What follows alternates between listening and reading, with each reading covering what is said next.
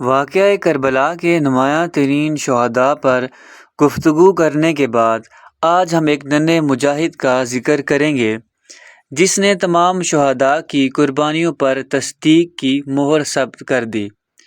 10 محرم الحرام سن 61 ہجری کو جب امام حسین علیہ السلام تمام اصحاب و انصار کی قربانی پیش کر چکے اور خیموں میں عورتوں، بچوں اور امام سجاد علیہ السلام کے علاوہ کوئی باقی نہ رہا تو امام حسین علیہ السلام نے استغاثہ بلند کیا۔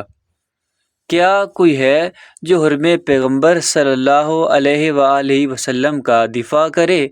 کیا کوئی توحید پرست ہے جو ہمارے معاملے میں خدا سے ڈرے؟ کیا کوئی مدد کرنے والا ہے جو رضائے الہی کے لیے ہماری مدد کو آئے؟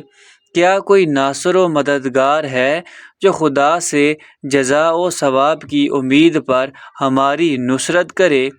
امام حسین علیہ السلام کا استغاثہ سن کر خیموں سے عورتوں اور بچوں کی گریہ و زاری کی آوازیں بلند ہونے لگیں۔ آپ پلٹ کر خیموں کی طرف تشریف لائے اور فرمایا، میرے بیٹے علی اصغر کو لاؤ تاکہ اس سے بھی میں ودا ہو لوں۔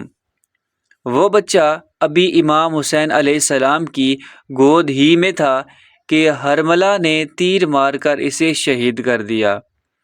آپ نے حضرت علی اصغر علیہ السلام کا خون اپنے ہاتھ میں لیا اور آسمان کی طرف اچھال کر فرمایا، یہ مصیبت بھی میرے لیے آسان ہے کیونکہ خدا اسے دیکھ رہا ہے۔ گو کہ حضرت علی اصغر علیہ السلام میدان جنگ میں ایک مجاہد کی حیثیت سے لڑ نہ سکے، لیکن انہوں نے کربلا میں تمام اصحاب و انصار کے ساتھ مصائب کا سامنا کیا۔ ان کی عمر مبارک صرف 6 ماہ تھی۔ 7 سے 10 محرم تک قافلہ حسینی پر پانی کی بندش رہی۔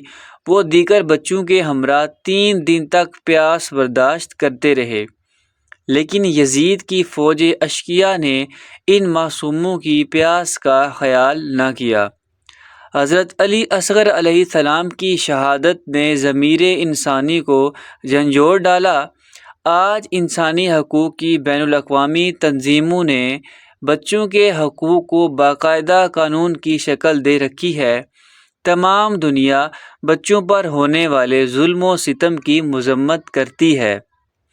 سچ ہے، اگر امام حسین علیہ السلام اپنے فرزند کی قربانی نہ دیتے تو شاید لوگ حضرت اسماعیل علیہ السلام کی قربانی کو فراموش کر دیتے۔ آپ کی قربانی اول العزم پیغمبر حضرت ابراہیم علیہ السلام کی قربانی کا تسلسل ہے۔